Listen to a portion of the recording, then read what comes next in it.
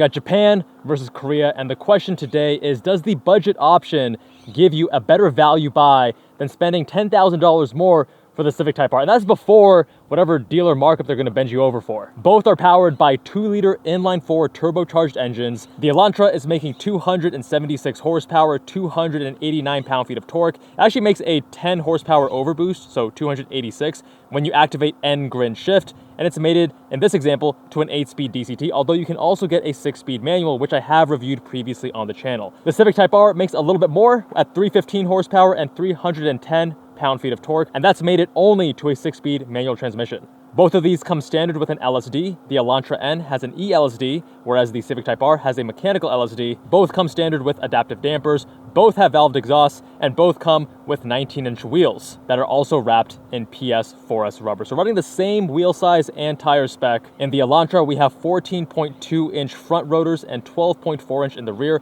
whereas in the Civic, we have 13.8-inch front rotors, a little bit smaller, and 12-inch in the rear. Both cars are strut front and multi-link rear suspension, although remember with the FL5 generation of Civic Type R, they added this dual-axis McPherson strut in the front, which actually reduces some of the torque steer that you get when you're pushing 300 plus horsepower to the front wheels. The Elantra N with the DCT is going to be heavier than the manual. It's coming in at 3,334 pounds, whereas the Civic Type R is about 150 pounds lighter. It's about 3,188. Both, of course, have electric power steering. Now, with the DCT, the Elantra N is about half a second quicker to 60 miles an hour and also in the quarter mile compared to the FL5. This car is bone stock except for front camber bolts. And now, let's see how she drives.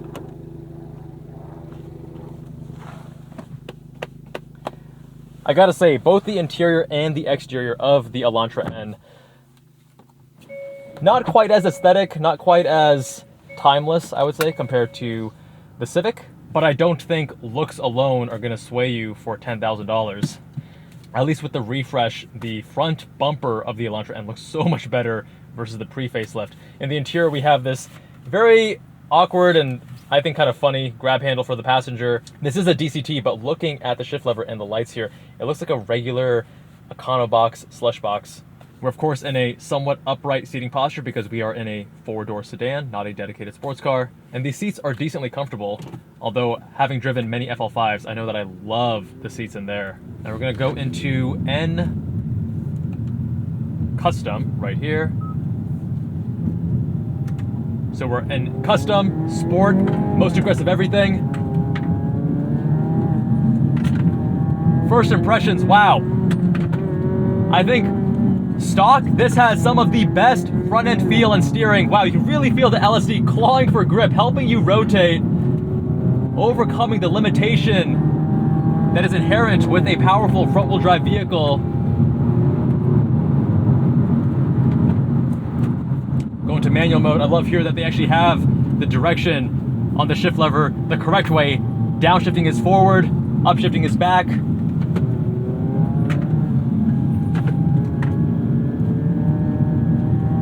The level of communication from the front end in a performance front wheel drive vehicle that is stock is phenomenal here. Now, if you modify a car, obviously you can change that. So you can bring up the communication in the front end with things like tires that have stiffer sidewalls, lighter wheels, less unsprung mass, camber and caster adjustments. But straight from factory, this feels excellent. Engine note, a little bit, I don't know, you tell me what you think. Not quite as forward. It is a turbocharged inline 4. A little bit buzzy, but this transmission is actually the choice, I think, in the Elantra N, which there are very, very few cars where I would suggest getting the auto versus the manual, but you know, I just remember both the clutch and the actual shifter in the manual it wasn't as fun. You were constantly getting frustrated by it. I'll give you a pull.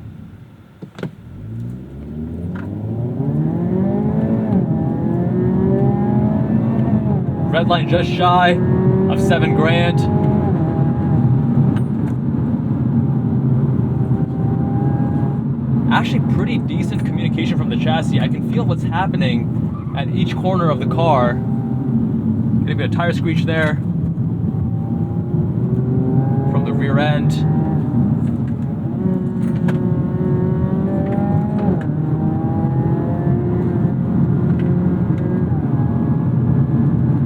Now, it's no featherweight, but I do think it handles its weight quite well.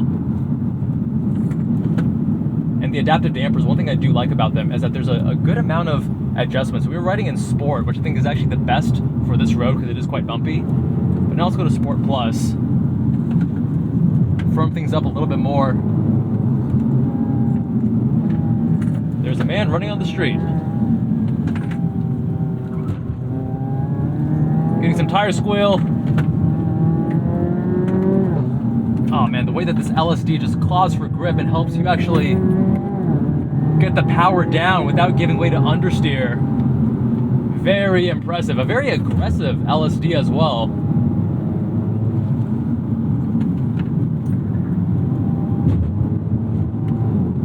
The biggest surprise for me, the biggest positive I would say is really just the front end and the steering, because so many times when you drive a performance-based front-wheel drive vehicle, it just it corrupts it. You don't actually have terrible torque steer here. There is a little bit, but it's not so bad. The chassis is communicative. The quality of the damping and of the suspension is actually quite good at this price point. I feel like we're a little bit over damped though in Sport Plus. We're gonna dial it back to Sport. I love when cars have this large magnitude shift between the settings because you feel like you're getting almost like different cars, you know what I mean? Let's see what happens when we take the steering down to normal.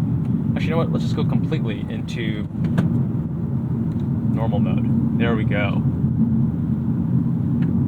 So much more supple. So much more quiet. This is a car that you can really daily drive and enjoy in the canyons.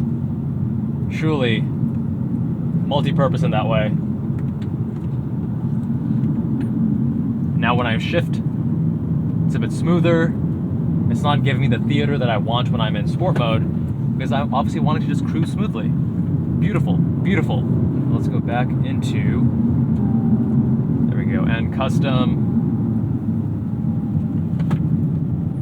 The steering here in normal still has good communication. It's just way too light. So let's go back to Sport and then Sport Plus. Let's give you one more pull with end grin shift.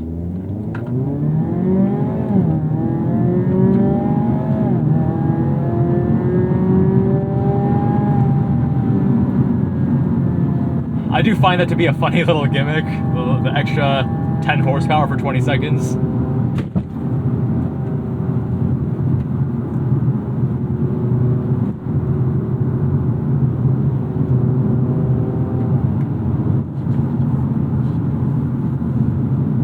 Going over that big bump there, that's actually quite harsh, but we are also in sport mode on the suspension.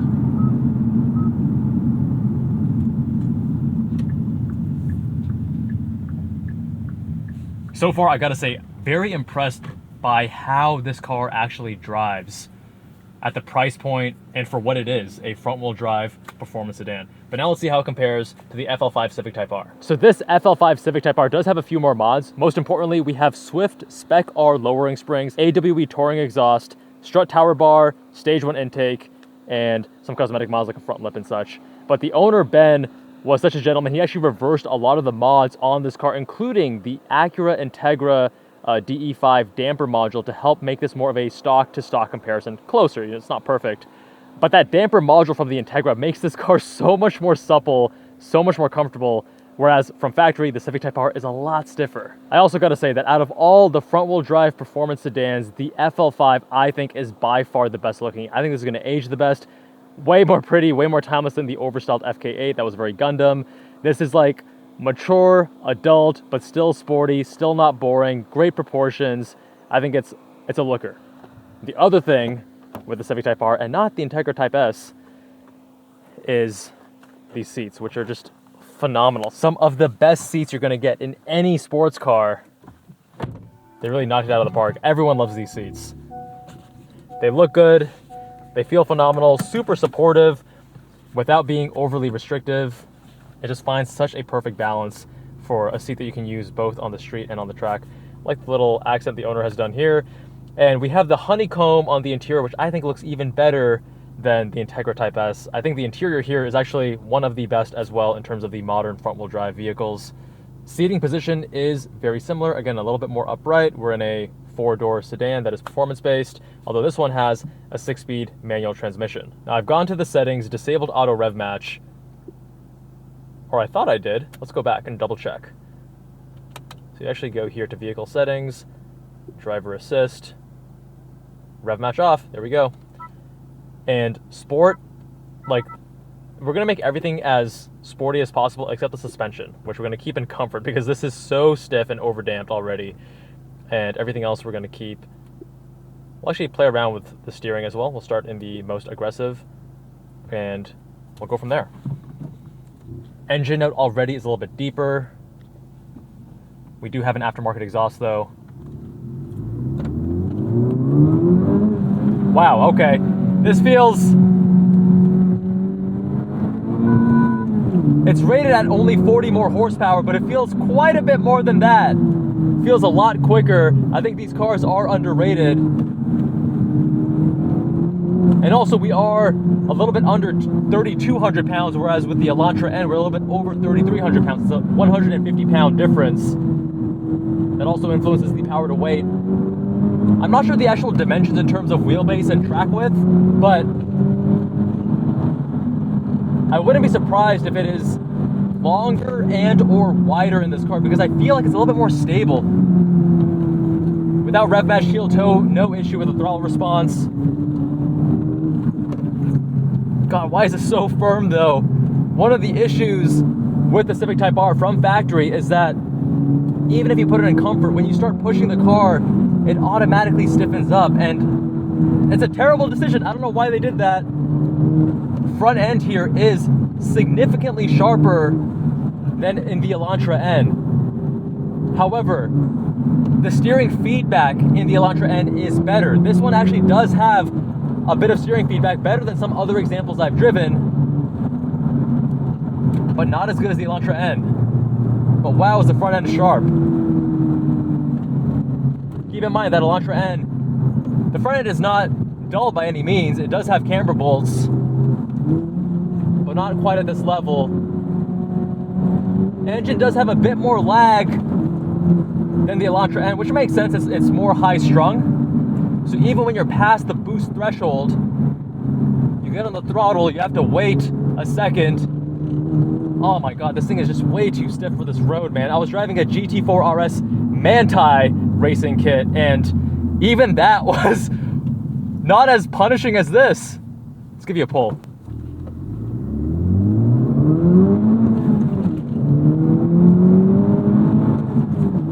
Getting a lot of tram lining here, and also mid-corner you get some torque steer, significantly more than in the Elantra N. Now, most reviewers in the past when this car came out said that it was completely eliminated, but that has not been my experience at all whatsoever.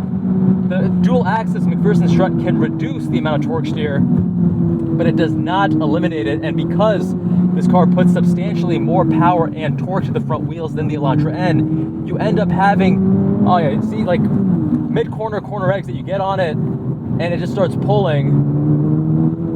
Still has a very impressive LSD, just like the Elantra N. Doesn't feel quite as aggressive. Oh man, it's like skipping over these bumps. It's just so stiff, so overdamped. On a smooth road, this would give more confidence than the Elantra N, but because this road is so bumpy, it reduces that.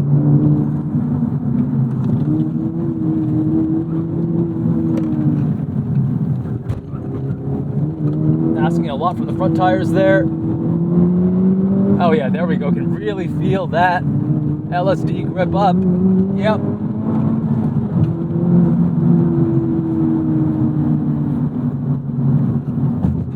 So what's interesting to me is how similar these cars are on paper, but how differently they drive. The Civic Type R feels like it is much more focused and prepared for track work, whereas the Elantra N feels like it can handle the track, but it's much happier on a canyon road, and that's mostly suspension tuning, right?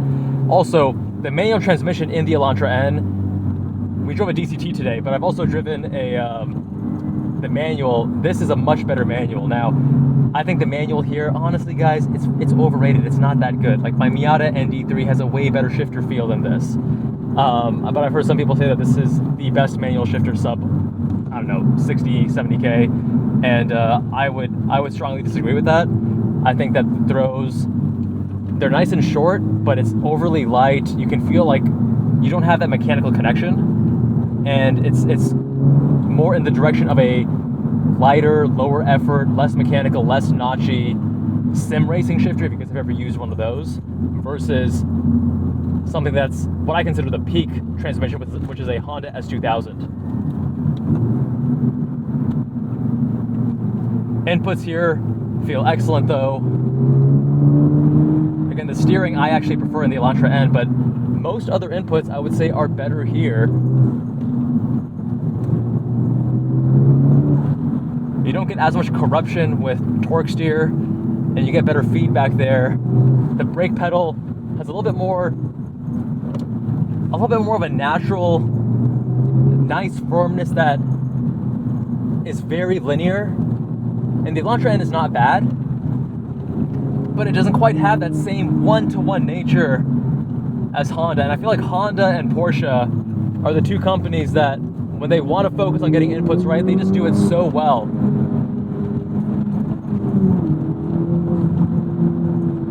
Oh, but God, the suspension is just so punishing. So uncomfortable on a bumpy road, and I intentionally test cars on a bumpy road because I want to see how their suspension handles the real world. I don't choose the smooth glass roads that I also have access to because that doesn't tell me as much about suspension.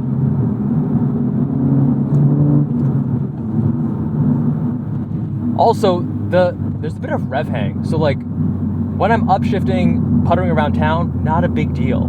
But when I'm pushing the car hard, I have to really wait, or if I shift quickly, then the car, you know, I'm yanking the revs down, which you ideally don't want to do. Another pull.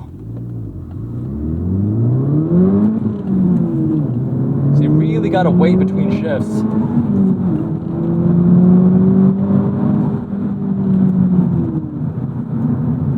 Even there, going from third to fourth, I had to really like look at the tach and wait for it, rather than just naturally letting go of the clutch the way I can in many naturally aspirated cars. So the way I would summarize it is this. This car has the pedigree, this car has the nameplate, but it's just so stiff for the real world. So if you do get a Civic Type R, I think you need to do the Integra Type S adaptive damper module to fix that. And also keep in mind this car is on lowering springs. Lowering springs are always going to compromise your ride quality, so it's probably, you know, a bigger difference than it otherwise would be.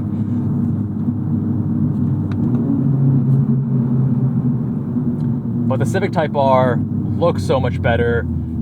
It has a nicer interior, better, more comfortable seats. But if you want to go manual only, then, I mean, this manual is so much better than the Elantra N. But the Elantra N, I would say, is such an insane value buy, because MSRP, you're saving $10,000, possibly more than that with the markups right now. But I would say you're getting 90% of the performance. It does feel substantially slower than this. Part of that is going to be the increased weight, but also that engine does make 40 less horsepower. That's the rating. I'm pretty sure these are underrated, so it's probably larger than that, probably around 50.